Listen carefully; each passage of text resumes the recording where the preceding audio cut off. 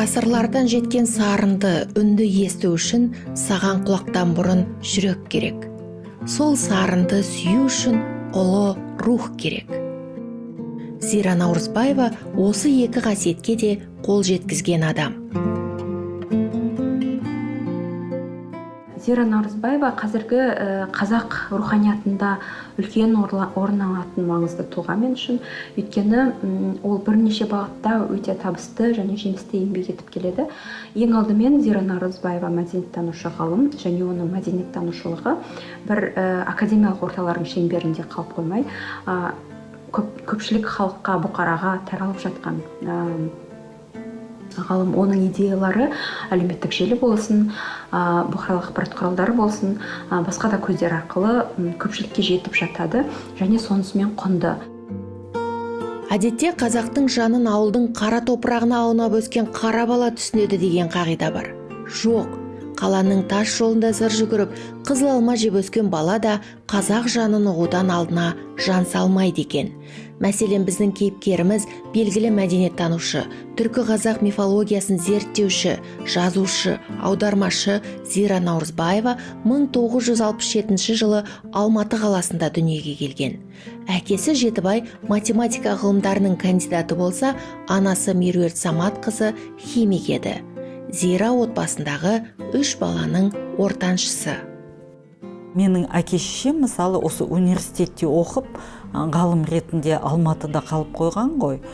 О кезде өзің білесің, үкіметтің құпия нұсқасы бойынша қазақтар өте аз болды, иә? Орыс балабақшаға барғанда мен қатты қиналдым. Енді адамның психикасы сондай ғой, көп нәрсе ұмыттым. Бірақ жалпы ол балабақша концлагерь, абақты сияқты болды кәдімгідей. Былай қарасаң, заман тыныш, қарын тоқ, көйлек көк. Бірақ сен екінші сорттың өкілісің. Бала күніңнен бала боп ойнаудан бұрын қорғануға мәжбүрсің. 4 жыл орыс балабақшада жүрдім ғой. Мен 4 жол тақпақты мамам маған бір ай үйрететін еді, утренникке. Соны ұмытып кететін едім ғой, утренникте тұрып. Өйткені психологиялық жағдай қиын. Содан кейін мені анандай комиссияның қорытыны мынандай болды. Балабақша бітіргенде мынаның ойлау қабілеті төмен, балалар бар ғой, ойлай алмайтын, сондай ауыратын балалар. Сондай мектепке бару керек деп. Сондай үкіммен мен шықтым. Психологиялық кітап оқып жатып, есіме түсіп кетті мамамның дауысы. Қалай да болса, менің мамам ойлау қабілеті жоқ, балалардың интернатына бармайды, о жерде оқымайды. 2-ге оқыса да, менің қызым кәдімгідей мектепте оқиды деп, менің мамамның айтып жатқан сөздер есіме түсті да. Сонда мен сол 1-ші сыныпты 5-ке бітіргенде, мамамның қуанғанын көрсең, мамам негізі томаға тұйық адам болды, көп сөйлемейтін. Анау жерде мен қолымды қысып, қолымда мадақ қағаз ғой, қолымды қысып, көшемен жүгіріп, менің қызым мектепте 5-ке оқиды, жалпы жыл бойы 5 алып жүргенімді көрді ғой, дегенмен мадақ қағаз алғанда қуанғаны сондай. 5-ке 5, мен қызым отличница деп жүгіріп келе жатыр көшемен. Кілең орыс адам, оларға бәрібір бізді ешкім танымайды.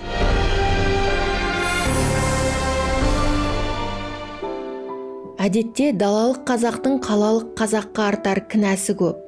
Тілін ұмытты, ұлттық болмыстан жұрдай деп кете береді. Зира Жетібайқызы, менің бұл өмірдегі бір миссиям, орыс тілді қазақтардың бәрі қазақтықтан жұрдай емес. Олар да өз ұлтының патриоты екенін дәлелдеу дейді. Қазақ тілділерге орыс тілді қазақ жау емес екен. Жоқ, әрине сол қанат сияқты, жай дөрекі ойланбай, орыс жаққа шығып кеткен, сондай ватник дейміз ғой, сондайлар да бар, әрине. Бірақ мен көретін, мен араласатын орыс тілді қазақтарының көбі, қазақ тілді қазақтарынан да патриот. Өздеріңіз байқағандай, Зира Наурызбаева жайлы айта бастағанымыздан қазақ ұлттық рухқа қарай ойыстық. Оның себебін сонау Лондонда оқып жүрген Әсия Бағдаулетқызы былай тарқатады. Ол қазіргі қазақ қоғамына қажетті ең маңызды мәселенің бірі ұлттық идеологияны қалыптастыру. Яғни идеология дегеніміз ең алдымен ұлттың өзінің мәдениетіне құрметпен қарау, тарихына сүйіспеншілікпен қарау сияқты мәселелер ғой.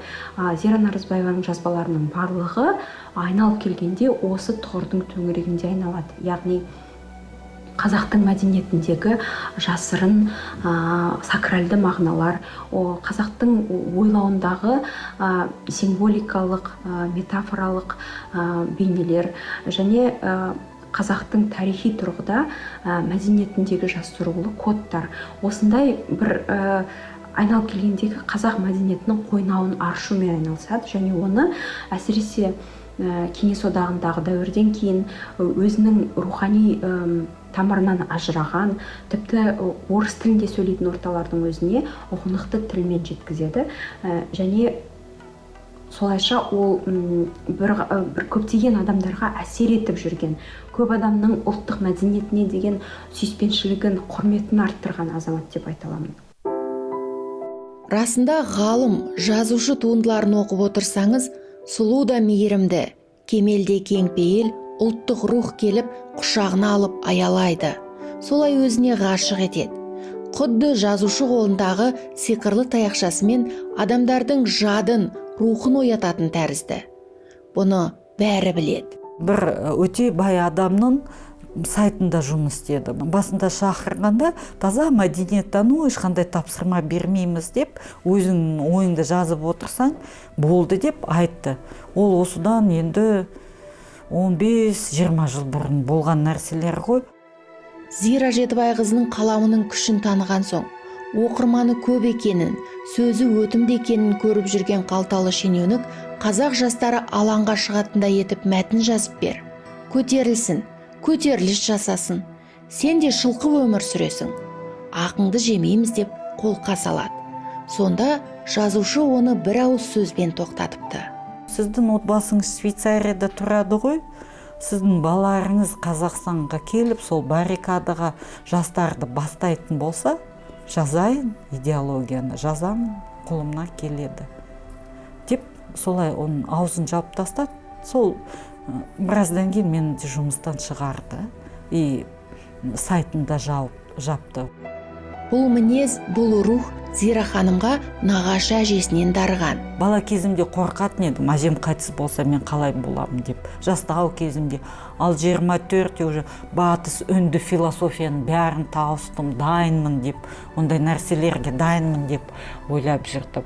Бірақ әжем қайтыс болғанда қатты қиналдым да. Сонда жұбататын екі нәрсе болды. Кеңсайға барып, әжемнің басына отырып жылаймын. Сонда бір күні мен жылап отырсам, автобуспен барып жылап отырам. Сонда бір адамдар шошып келді да қасыма. Өздерінің бір туыстарына келген адамдар ғой.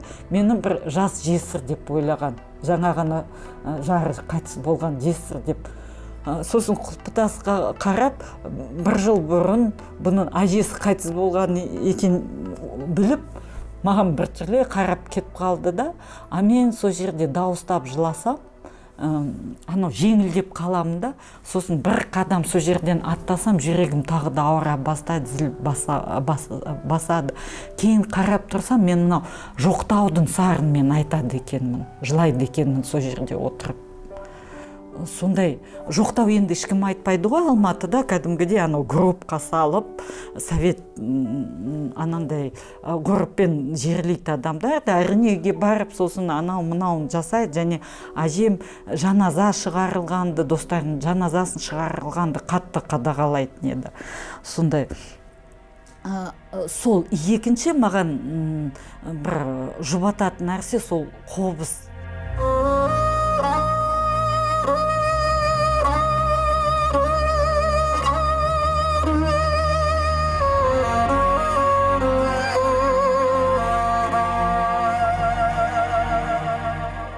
Өйткені менің бет бұрысым сол мүшел жасымда, 24 жасымда әжем қайтыс болды. Мен қатты қиналдым да сол кезде. Сол кездегі дайын диссертациямды тастап, қазақ мәдениетін зерттеп кеттім. Өйткені әжеме жақынырақ болғым келді.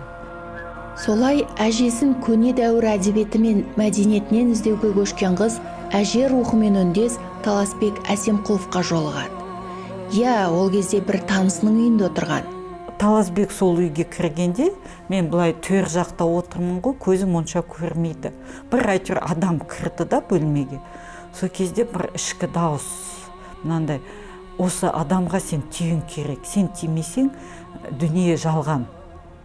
Бүкіл өмірің жалған болады, өтірік болады, мән мағынасы болмайды деген бір ішкі дауыс айтты. Их отношения абсолютно... Олардың бір-бірімен қарым-қатынасы қандай еді? Бір-біріне сай, сондай терең, сондай кемел жандардың қосылғанының өзі кісі қызғарлық жағдай ғой. Күйеуінің айтқанына көзсіз басшылық беру Зира үшін жат. Олардың арасындағы пікір таластарынан да зиялық есіп тұратын. Таласбектің де, Зираның да көз қарасы қалыптасқан долғы адамдар ғой. Олардың бір-бірін ыммен түсінетін отбасы. Мифологияны терең зерттеген, көз қарастары ұқсас, жан дүниелері үйлесім тапқан жандар. Олар тәрбиелеген ұрпақтарына қарасаң да, көңілің толып, көзің қуанады. Естественно. Мен оған бір сын айтсам, айтады, менің мінезім саған ұнамаса, мені сынап тәрбиелеу керек емес, бір сөз айт, шабананымды жинаймын да кетемін. Осы қазір кетемін дейді. Бір рет соны айтқанда үндемей қалдым ғой содан кейін. Өйткені мен қалай? Сен үй саған қалады, бала да саған қалады. Мен уәде бердім, сен болашағыңды жасап беремін. Үй жасадым, бала саған туғыздым, кетемін дейді. Болды. Содан кейін мен ауыз ашпайтын болдым. Олар бір-біріне ақылда, жан жылуында, бақытта, бір сөзбен айтқанда бәрін берді. Керек жерінде бірі үшін бірі тұрып та берді. Мәдени мұра бағдарлама басталды ғой, сонда Иманғали бәрі отыр, министрлар отыр, сонда 3000 ғалымды жинап қатырамыз, үйтеміз, бүйтеміз деп сөйлеп жатыр. Мен артынан сұрақ қойдым. Одан бұрынғы бағдарлама бойынша Таласбек Әсемқұлов роман аударып еді. Қаламақысын қашан алады десем, оны кейін сөйлесеміз дейді. Кейін бізге жолығыңыз деп. Мен білем ғой жолыққанды түк болмайды. Жоқ, қазір жұрттың көзінше айтыңыз. Ертең жұрттың бәрін алдап кетесіз ғой деп. Солай сөйледім да. Сол күні Таласбектің қаламақысын берген ғой. Сонда кей кезде Таласбек күліп маған айтышы, кіші жүзсің ғой, рэкетің бар, қаламақымды сұрап ал деп. Отасқандарына 15 жылдың төңірегі болғанда Таласбек ағаны ажал алып тынды. Хадишасы мен Жансүгірін құшақтап, қаралы, жаралы Зира қала берді. Әкесі қайтыс болғанша 8-де болды ғой. Өзімнің сол мынандай жағдайда әйтеуір өліп қалмай, жынданып қалмай, әбден мүгедек болып қалмай, қайғыдан өзім зорғастап жүрдім. Анда-санда қатты шаршағанда аруаққа сөз сөйлеймін, өзің ғой кінәлі. Енді балаңды саған тапсырдым, өзің бір нәрсе қыл деп. Әкесі өмір бойы қиналған, естіп өскен бала қатты. Бұның өмірі бәрі бекер, мен тезірек байып, әкеме жағдай жасап берейін деп едім деп. Үлгірмедім ғой деп солай жүруші еді. Бір жағы ол анандай. Өзін қысып, мынау бәрі түс деп, қазір міне 8 жыл болды, енді ғана бері қараған ғой, енді шынайы қуанып, үйреніп жүр ол бала. Зира пережила уход. Зира Таласбектің қазасын қалай көтерді дейсіз бе? Бұл орны толмас қаза болды. Уақытта, басқа да ешқашан емдей алмайды бұл жараны. Күллі әлемің күйреп кеткендей ауыр жайт. Қабырған қайысатын осындай кезде Зираның еңсесін тіктеп, орнынан тұруының өзі үлкен ерлік. Қазір ол Таласбек мұрасын тірнектеп жинап, балаларын әлпештеп, шәкірттерімен байланысып отыр. Бұл оны міндетім деп, қиналып емес, махаббатпен атқарады. Солай Таласбегімен тілдесіп жүр. Зира Наурызбаеваның өзінің марқұм болған жары қаламгер, аса ірі қаламгер Таласбек Әсемқұловтың шығармаларын насихаттаудағы рөлі мен үшін өте ерекше. Бұл бағытта ол Таласбек Әсемқұловтың шығармаларын өзі орыс тіліне аударып және оның ағылшын тіліне аударылуын қамтамасыз етіп, оның сапасын қадағалап және таралуына да өзінің үлесін қосып жүрген қайраткер. Және меніңше бұл жалпы қазақ әйелдеріне ғана тән осыншалықты бір үлкен бір қажырлылықты, жауапкершілікті және жанкештілікті талап ететін еңбек. Соның бәрімен белсене араласып жүргені мен үшін үлкен құрмет тудырады. Зира Наурызбаева жары Таласбек Әсемқұловтың қазақ мифологиясын терең зерттеген Серікбол Қондыбайдың еңбектерін насихаттаумен қатар өз шығармашылығын да ұмыт қалдырған жоқ. Зира Наурызбаева ол қаламгер, қолтаңбасы қалыптасқан қаламгер, және оның танымдық эсселері ғана емес, мәселен Лилия Клауспен бірігіп жазған Бату және оның бастан кешкендері, былай қараған кезде балаларға арналған шығарма болғанымен, оның қойнауында қазақ мәдениетіндегі өте көп құпия ақпараттар жасырылған, соның барлығы ашылады. Және бұл өте қызықты және ұғынықты тілмен жеткізіледі. Бұл шығарма, мәселен, ол балаларға ғана емес, ересектерге де қызық болады деп ойлаймын. Все моменты интересны. Бұл кітапты жазған әр сәт маған өте қызық, әсерлі болды. Біз Зира екеуміз Google Drive, Skype, WhatsApp желілерін пайдаландық. Бұл бізге еш қиындық келтірмеді. Бірлесе жазған өзге авторлардан да ерекшелігіміз, біз бәрін бірге ойластырып, бірге жаздық. Зира екеуміз қолымызға бір-бірден сиқырлы таяқша ұстап алып, кітап кейіпкерлермен күллі қазақ жерін аралаймыз. Қазір біздің 3 кітабымыз Алматы облысы, Қызылорда облысы, Шығыс Қазақстан облысы сынды 3 өңірді қамтиды. Бірақ келесі кезек қай облыс екенін айтпаймын. Құпия. Қош жазушы жазған бұл 3 кітапты оқысаңыз, қиялдың қанатына мініп, алысқа зымырайсыз. Траекторияңыз алып галактикадан әрі асады. Кейіпкерлерге шолпан жұлдыз адамша тіл қатып, жер өз-өзінен ауытқып та жатады. Қазақ ертегі жырына қанып өскен бала үшін өзіне таныс кейіпкерлер басқаша заманауи сипат алғаны да қызық. Мәселен, батырлар жырындағы жер жарығына батырлар түсе берді-ау, енді басқасы түсіп кетпесінші деп жер жыртығын жамайтын кемпір есіңізде ме? Жаңа кітапта ол апа жердің жыртығын тігін машинасымен жамап жүр екен, ал оның аты қарға деседі. Лилияға айтым, бұл қызық бейне жай әдемі болады. Осыны да қосайықшы, мынау үшінші мынау айдалаға, осыны қоса салайық дегенмін ғой. Жай ғана эпизодта біздің Аспара деген алтын адам кейіпкерімізге жай жол сілтейді да, ертегілердікі сияқты. Бір кезде ол кемпіріміз ән айтып отыратын болды. Бір кезде ол сол ойға келді, жерде отырып тікен, сол жай болмасын, тігін машинка, өзі кемпір, өзі тігін машинка болсын деп шықты. Сосын бір кезде оның шалы бар екен. Шалдың анау сақалы қарыс шалды қосқан біз ғой бұған. Сол шалдың сақалын жұлып, соны мен тігеді. Солай ары-қарай кет бара жатыр. Бір кезде айттым, бір жерге кіріп бір сиқыр, анау дуаланған кейіпкерді қайтарады. Лилияға айттым, что мынау кемпіріміз күннен күнге тоқтамай бара жатыр, не істейміз деп. Лилия күледі, енді бұған ат табу керек, басқаша болмайды. Мы показываем не только... Біз тек мәдениетті, мифологияны сөз етпейміз. Психологияға бойлай, қазіргі заман балаларының қарым-қатынасын көрсетеміз. 11-12 жастағы балаларға арналған. Бұл кезеңдегі балаларды кішкентай деп атай алмаймын.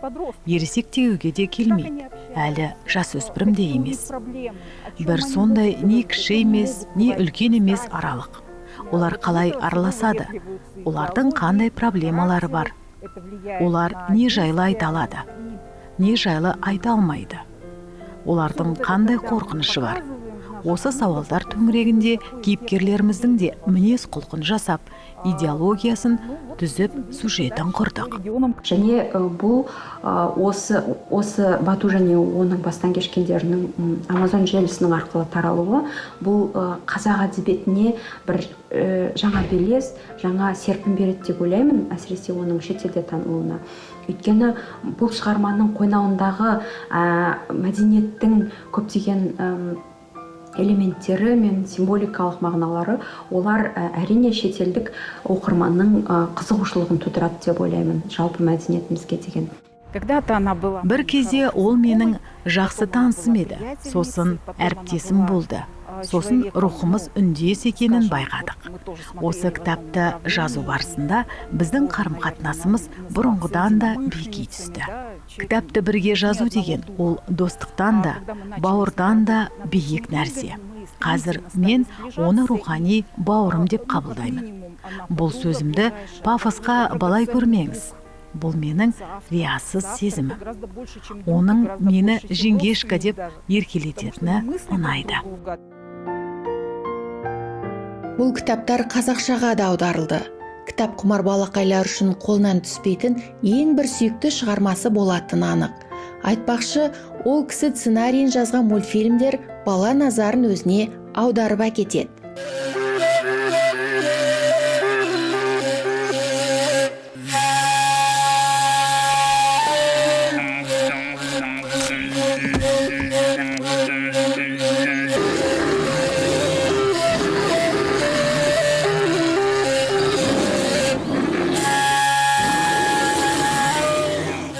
Зира Наурызбаеваны оқып отырып, қазақтың салтын қазақ ұмытып барады екен-ау деген ойға қаласыз. Мәселен, ол кісі қыз алып қашу деген салт қазаққа жат дейді.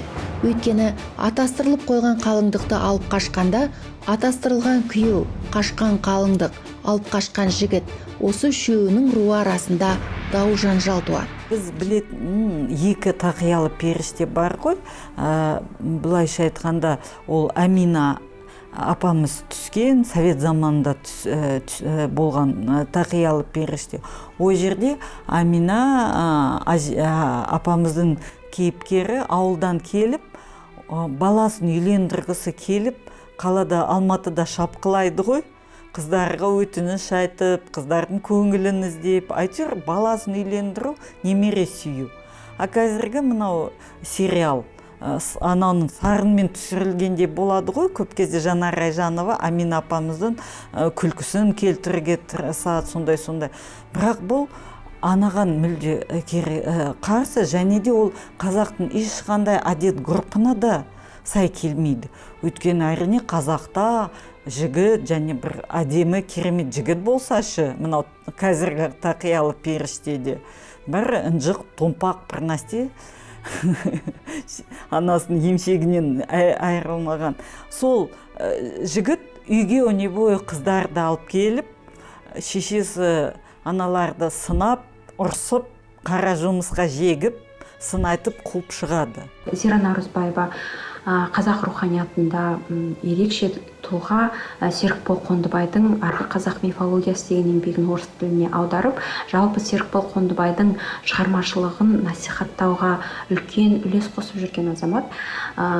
Осындай Зира Наурызбаеваның түрлі саладағы, бірақ осы руханиятқа барынша атсалысып жүрген барлық еңбектері, ол Зира Наурызбаеваның руханияттың түрлі саласындағы еңбектері, ол анимацияға сценарий жазу болсын, немесе балаларға арнап роман жазу болсын, немесе ересектерге арнап танымдық эссе жазу болсын, тура сол сияқты Таласбек Әсемқұловтың немесе Серікбол Қондыбайдың шығармашылығын насихаттау болсын, оның барлығы айналып келгенде үлкен қажырлы еңбекпен, жанкештілікпен және біліммен, үлкен мәдениетпен іске асырылып жатқан еңбектер. Ескі мен жаңаны, өткен мен бүгінді қабыстыру қиын, бірақ керек қасиет.